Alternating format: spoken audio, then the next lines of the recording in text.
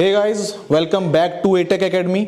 आज की क्लास में हम डिस्कस करने वाले हैं the chapter some topic of chapter gravitation. ठीक है जी, ये क्लास 9th फिजिक्स का चैप्टर है और पिछली वीडियोस में आपको ग्रेविटेशन के बारे में बताया था कि it is basically a force that pools each and every body in the universe. और हमारे पास कोई भी दो बॉडीज हैं यूनिवर्स में, चाहे वो अर्थ पे हो या अर्थ के बाहर हो, स्पेस में हो, वो एक दूसरे को क्या करती हैं, अट्रैक्ट करती हैं, राइट। और ऐसे ही क्या होता है, हम बेसिकली यहाँ पर ज्यादा बात करते हैं अर्थ के बारे में। अर्थ भी एक हेवनली बॉडी है, वो अपने सरफेस के क्लोज कुछ भी चीज होगी उसको अट्रैक्ट करेगी। तो जो पूरे का पूरा चैप्टर है ये इसी फोर्स के बारे में है कि आपका जो ऑब्जेक्ट है वो अट्रैक्ट होगा और जो फोर्स होगी दो ऑब्जेक्ट्स के बीच में, उसे आप फाइंड कैसे करेंगे, उसे हमने फाइंड किया था with the help of Newton's law of gravitation. ठीक है जी, तो आज की क्लास में हम डिस्कस करने वाले हैं हमारा न्यूटन्स का थर्ड लॉ ऑफ मोशन और ग्रेविटेशन के बीच का रिलेशन। ठीक है, न्यूटन का जो थर्ड लॉ है वो क्या है कि to every action there is an equal and opposite reaction. ठीक है, और ग्रेविटेशन जो कॉन्सेप्ट है उसमें क्या होता है, आप कोई भी दो बॉडीज हैं वो एक दूसरे को किस फोर्स से अट्रैक्ट कर रही हैं वो फाइंड करते हैं। ठीक है, now in this class we will be discussing कि how they are related to each other. So let suppose कीजिए मेरे पास दो बॉडीज हैं, बॉडी ए और बॉडी बी। एफ ए, अगर मैं फोर्स ऑफ ग्रेविटेशन फाइंड करना चाहूं जो ए मेरा बी पे एक्सर्ट कर रहा है, तो वो कैसे फाइंड कर सकता हूं मैं? मेरे पास ए जो बी के ऊपर एक्सर्ट करेगा force, I can find it in this way. In the same way मेरा बी पे बी भी क्या करेगा, ए पे फोर्स एक्सर्ट करेगा और उसको भी मैं इसी फॉर्मूले से फाइंड कर सकता हूं। बिकॉज फोर्स ऑफ ग्रेविटेशन का जो फॉर्मूला होता है वो क्या होता है हमारे पास, g mass of body A into mass of body B upon distance का स्क्वायर। तो ए जो बी पे फोर्स लगा रहा है और जो बी ए पे फोर्स लगा रहा है, दोनों का फॉर्मूला क्या है, सेम है। तो मतलब दोनों फोर्सेस आपस में क्या हो गई, इक्वल हो गई। और यही मेरा न्यूटन का थर्ड लॉ कहता है कि F A is equals to F B. मेरा जो ए बी पे फोर्स लगा रहा है वही फोर्स बी ए पे लगाएगा। अंडरस्टूड? तो ऐसे न्यूटन का जो थर्ड लॉ है it holds good for the concept of gravitation. Gravitation के कॉन्सेप्ट में भी ऑब्जेक्ट जो है वो एक दूसरे पे फोर्स लगाते हैं ऑफ डिफरेंट मासेस, वो सेम होती है। तो जो एक्शन हुआ वो किसने लगाया, लेट्स सपोज करो ए ने इसको अट्रैक्ट किया, वो एक्शन है। ठीक है, बी इसको अट्रैक्ट कर रहा है, वो रिएक्शन मान लीजिए आप। तो दोनों आपस में इक्वल आ रहे हैं और यही मेरा क्या बताता है, न्यूटन का third law. Now moving on to the next part. अगर ऐसा है, हमने यहां पे एक एग्जांपल लिया है, let's suppose this is earth and this is a tree and this is the Apple. Sir Isaac Newton ने क्या देखा था, आपका एप्पल नीचे गिरता हुआ देखा था, right. And that made him question कि आपका एप्पल नीचे गिर रहा है, ये ऊपर क्यों नहीं जा रहा, हर चीज नीचे ही क्यों गिरती है। तो हमने इसको समझाया था कि हमारी अर्थ जो है वो ऑब्जेक्ट्स को अट्रैक्ट करती है और इस अट्रैक्शन के फिनोमेना को ही हम क्या बोलते हैं, ग्रेविटेशन बोलते हैं। इस फोर्स को हम फोर्स ऑफ ग्रेविटी बोलते हैं, है ना। अब अगर न्यूटन का थर्ड लॉ यहां पे अप्लाई किया जाए तो जब एप्पल अर्थ पे फोर्स एक्सर्ट कर रहा है, अर्थ एप्पल पे फोर्स एक्सर्ट कर रही है और इस फोर्स को हम क्या बोल सकते हैं, फोर्स ऑफ ग्रेविटेशन। और हमने पीछे डिस्कस किया कि हमारी ये दोनों फोर्सेस आपस में क्या हैं, इक्वल हैं, राइट। इट इज ट्रू, आपका जो फोर्स एप्पल एक्सर्ट कर रहा है अर्थ के ऊपर और जो अर्थ एप्पल पे एक्सर्ट कर रही है, ग्रेविटेशन के कॉन्सेप्ट से दोनों फोर्सेस इक्वल हैं। बट व्हाट डू वी सी, हमें यह दिखता है कि एप्पल तो नीचे आ रहा है, अर्थ ऊपर नहीं जा रही। अगर ये दोनों एक दूसरे को सेम फोर्स से एक्सर्ट कर रहे हैं, एक दूसरे के ऊपर सेम फोर्स एक्सर्ट कर रहे हैं, तो एप्पल क्यों मूव होता हुआ दिख रहा है, एप्पल क्यों नीचे आ रहा है, अर्थ ऊपर क्यों नहीं जा रही। अब इसको समझेंगे। देखिए हमारे पास क्या है, लेट सपोज कीजिए मैंने केस लिया हुआ है, मैंने एप्पल को बोला हुआ है 1 kg का। ठीक है, मास ऑफ अर्थ आपको पता है, रेडियस ऑफ अर्थ आपको पता है और कैपिटल जी की वैल्यू आपको पता है। तो अगर मैं इन वैल्यूज को यहां पे पुट करूं तो जो फोर्स आएगी वो 9.8 न्यूटन आएगी। मतलब मेरी ये फोर्स अर्थ किस पे एक्सर्ट कर रही है, एप्पल पे। These two forces are actually equal to 9.8 newton. अब अर्थ भी एप्पल पे 9.8 न्यूटन की फोर्स एक्सर्ट कर रहा है और एप्पल भी अर्थ पे इतनी ही फोर्स एक्सर्ट कर रहा है।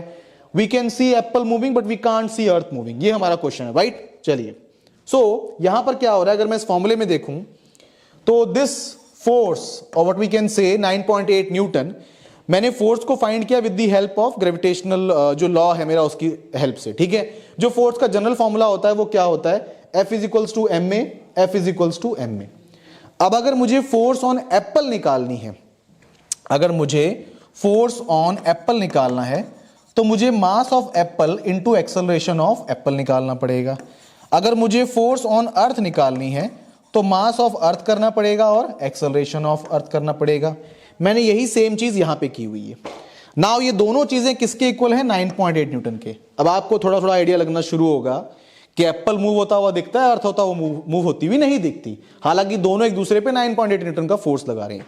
अब जरा इस चीज को ध्यान से देखिए, MA into AA equals to 9.8 equals to ME into AE, mass of apple into acceleration of apple equals to mass of earth into acceleration of earth. अगर मैं देखूं तो मेरा यहां पर क्या हो रहा है, मास जो है वो 1 kg है और एक्सेलरेशन जो है वो इसमें, अगर आप इसको देखो फॉर्मूले के अकॉर्डिंग फाइंड करो, अगर आप सिर्फ इस पार्ट को इक्वेट करते हो तो आपको एक्सेलरेशन क्या मिल जाएगा? 9.8, राइट। तो आप एक्सेलरेशन को यहां 9.8 ले सकते हो, मास 1 kg मल्टीप्लाई करके 9.8 दोबारा से आ रहा था। बट अगर मैं इस चीज को इक्वेट करता हूं 9.8 के, और अगर मैं यहां पे मास ऑफ अर्थ की वैल्यू पुट करता हूं तो एक्सेलरेशन ऑफ अर्थ जो फाइंड करके आएगी वो क्या आएगी? ये आएगी। तो यहां से आपको आइडिया लगेगा कि जो एक्सेलरेशन ऑफ एप्पल है वो है 9.8 और जो एक्सेलरेशन ऑफ अर्थ है it is 1.6 10 to the power -24। अगर एक्सेलरेशन ऑफ एप्पल अर्थ की बात की जाए तो ये वैल्यू 10 टू द पावर -24 है। It is a very small value, बहुत छोटी वैल्यू है ये। एक्सेलरेशन ऑफ एप्पल जो है वो 9.8 है and this is the reason. ठीक है जी। आप यहां से क्या देख सकते हैं कि मेरे पास अगर मैं मासेस को कंपेयर, देखो फोर्स दोनों के बीच में सेम है, बट एक केस में मास सिर्फ 1 kg है और एक केस में मास कितना है? 6 into 10 to the power 24 kg। तो इस चीज को बैलेंस करने के लिए एक बॉडी का मास कम है तो उसकी एक्सेलरेशन क्या होनी चाहिए? ज्यादा। दूसरी बॉडी का मास बहुत ज्यादा है तो उसकी एक्सेलरेशन क्या हो जाएगी? बहुत कम। तभी एक बैलेंस मेंटेन होगा और दोनों की जो फोर्स है वो कितनी आएगी? 9.8 and this is the reason. तो मैं इसे कंक्लूड कैसे करूंगा कि मेरा मास ऑफ अर्थ जो है वो वेरी वेरी मोर है than the mass of apple and as a result जो एक्सेलरेशन ऑफ अर्थ है वो वेरी वेरी लेस है than the acceleration of apple. यही रीजन है कि सेम फोर्स एक्सर्ट होती है दोनों बॉडीज के ऊपर, बट अर्थ का मास कम होने की वजह से उसकी एक्सेलरेशन ज्यादा है 9.8, तो आप उसको देख सकते हैं गिरते हुए। अर्थ के केस में उसका मास बहुत ज्यादा है तो उसकी एक्सेलरेशन बहुत कम है, इतनी कम है कि वो नेग्लिजिबल है। हालांकि वो अगर हम लॉजिकली सोचें तो वो मूव करेगी, बट आप खुद सोचो कि वो इस रेट से मूव करेगी, तो ये कितना स्लो रेट है मूव करने का। अगर आप किसी 2 किलोमीटर के डिस्टेंस से किसी डिवाइस की हेल्प से किसी स्नेल को मूव होते हुए देखेंगे तो आपको लगेगा कि वो मूव ही नहीं कर रहा, क्योंकि डिस्टेंस बहुत ज्यादा है और उसमें उसकी जो स्पीड है बहुत कम है, तो वो नियरली क्या लगता है? स्टेबल लगता है, रेस्ट पे लगता है। ऐसा ही हमें किसके केस में लगता है? अर्थ के केस में। तो अर्थ मूव करती है बट उसकी जो एक्सेलरेशन है वो इतनी कम है कि आपको लगता है कि वो रेस्ट पे है। So this is why when an apple fall और व्हेन द एप्पल और द अर्थ, जब हम दोनों का केस लेते हैं, दोनों एक दूसरे पे सेम फोर्स एक्सर्ट कर रहे हैं, but due to the difference in masses acceleration में डिफरेंस है। Apple seems to be moving, that is actually apple moves but earth move नहीं करती है। अंडरस्टूड? चलिए जी, now let's move on to the next part and the next part is, I will say, very very very important. This is free fall. Now let us try to understand what do we mean by free fall. तो free fall जो है वो हमारे physics का या naturally एक ऐसा phenomena है जहां पर आप किसी ऑब्जेक्ट को किसी हाइट पे लेके जाते हैं और उस हाइट से जाके आप उस ऑब्जेक्ट को छोड़ देते हैं। You just leave the object up to after reaching a height, you just leave the object. आप उसको, ध्यान रखिए, थ्रो नहीं कर रहे हैं, आप उसको बस वहां पे छोड़ देते हैं। जैसा कि एप्पल के केस में हुआ। एक बहुत बड़ा ट्री है, मान लीजिए कोकोनट का ट्री है, उसके ऊपर एक कोकोनट लगा हुआ है। कोकोनट आपका पूरा पक जाता है, पकने के बाद वो वहां से टूटता है, डिटैच होता है, तो वो नीचे गिरता है। हमारा ट्री जो है उसको फेंक नहीं रहा है, वो वहीं पर है, पक चुका है, अब वो टूट के गिरेगा तो वो नीचे की तरफ आएगा। ऐसे केसेस को बोला जाता है फ्री फॉल। ऐसे ही हम भी कर सकते हैं। मान लीजिए एक मल्टी स्टोरी बिल्डिंग है, आप एक बॉल को पकड़िए और बॉल को ऊपर लेके जाइए उसके टॉप फ्लोर पे, वहां से आप उसको छोड़ दीजिए। याद रखिए उसको क्या करना है? छोड़ देना है, तो वो नीचे गिरेगा। तो जो ये मोशन है इसको फ्री फॉल कहा जाता है। ठीक है, अब डेफिनेशन देखिए, the object falling from a height only under the influence of gravitational pull of earth. इसे कहा जाता है फ्री फॉल। अब इंटरेस्टिंगली फ्री फॉल में क्या होता है, आपका ऑब्जेक्ट जब नीचे गिर रहा होता है तो वो सेम स्पीड से नहीं गिर रहा होता, राइट? मतलब आप अगर देख के चलो कि 10 सेकंड में, मान लो आप मान के चल रहे हो कि आपका ऑब्जेक्ट जो है वो, जब आपने उसको छोड़ा तो वो किस पे था, जाहिर सी बात है वो रेस्ट पे था। जब वो नीचे आएगा तो उसकी स्पीड थोड़ी सी बढ़ेगी, है ना, और ये सिंपल से आप समझ सकते हो कि वो मोशन में है। बाय द टाइम वो ग्राउंड को हिट करेगा उसकी स्पीड बहुत बढ़ चुकी होगी। इसको आप इजीली समझ सकते हो, है ना, जितनी हाइट पे ज्यादा होगा उतनी ही जब वो नीचे हिट करेगा तो उसकी स्पीड ज्यादा होगी। ऐसा क्यों है? क्योंकि उस पर कॉन्स्टेंटली फोर्स अप्लाई हो रही है। कौन सी फोर्स अप्लाई हो रही है? अर्थ का ग्रेविटेशनल पुल। अर्थ उसको कॉन्स्टेंटली पुल कर रही है, जिसकी वजह से वो क्या करेगा, उसकी स्पीड चेंज होगी, और उसे हम क्या बोलेंगे कि वो एक्सेलरेट करता है। तो whenever an object falls freely from a height it accelerates. और यहां पे एक्सेलरेशन जो है वो फोर्स की वजह से होती है, और जो फोर्स यहां पर है वो कौन सी है? ग्रेविटेशनल पुल या फोर्स ऑफ ग्रेविटी है। इसलिए इस एक्सेलरेशन को क्या कहा जाता है? Acceleration due to gravity. ठीक है जी। और इसकी वैल्यू होती है 9.8 मीटर पर सेकंड स्क्वायर। ये आगे जाके आपको बताया जाएगा कि आपने इसको कैलकुलेट कैसे किया। फिलहाल मैं एक छोटा सा एग्जांपल लूंगा ताकि आपको समझ में आए कि ये हो क्या रहा है।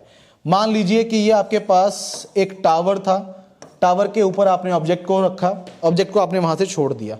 तो यहां पे हम लेके चलते हैं कि टाइम आपका 0 सेकेंड है और स्पीड भी आपकी कितनी है, लेट सपोज कीजिए मैं स्पीड को v से रिप्रेजेंट कर रहा हूं, ये आपकी 0 है at this case, at this position बोल लीजिए।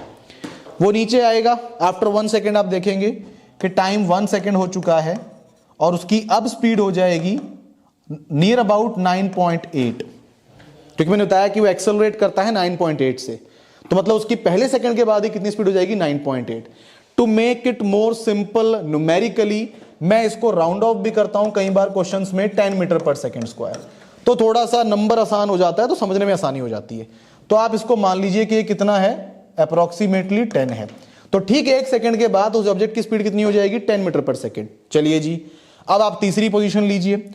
यहां पे अब हो चुका है टाइम 2 सेकंड, तो 1 सेकंड और बढ़ गया है। याद रखिए यहां पे जो स्पीड होगी वो 0 से 10 हुई थी, 10 में 10 का राइज और आएगा तो कितनी हो जाएगी? 20। ऐसे ही जब t होगा आपका 3 सेकंड, तो ये स्पीड है, ये कितनी हो जाएगी? 30। तो you can understand that after every second speed के अंदर एक इंक्रीज आ रहा है, स्पीड आपकी बढ़ रही है, और स्पीड के बढ़ने को अपॉन टाइम हम क्या बोलते हैं? एक्सेलरेशन। तो यहां हर सेकंड में 10 मीटर पर सेकंड का राइज आ रहा है, और आप 9.8 भी बोल सकते हैं। So this is how the object accelerates when it falls freely, और इसकी जो एक्सेलरेशन है वो कितनी होती है? 9.8 मीटर पर सेकंड स्क्वायर। ठीक है जी। सो आई होप आपको टॉपिक समझ में आए होंगे, आपको लेक्चर पसंद आया होगा, तो वीडियो को लाइक कीजिएगा, चैनल को सब्सक्राइब कीजिएगा। दैट्स ऑल फॉर टुडे, मिलते हैं ब्रेक के बाद।